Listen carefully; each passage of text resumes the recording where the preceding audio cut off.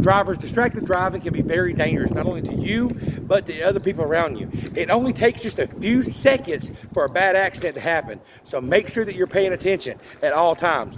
Don't talk on the phone, put it down. If you're gonna use your phone, use Bluetooth. Use a headset, that's what it's for. Also, make sure that before you start that engine, that you put your GPS address in, where you're going. Don't be trying to do that going down the interstate. And also eat before you drive. Don't be eating going down the road, trying to make a sandwich and put some mayonnaise on it while you're driving. Drivers, you gotta quit doing all that crap. It ain't safe. Also, drivers, you want to make sure that you're getting plenty of sleep the night before. You don't want to stay up half the night and then drive distracted. Be safe out there, drivers. If you got some value from this, hit that like button, subscribe to my channel, and let's get it. This is Trucking Life with Sean.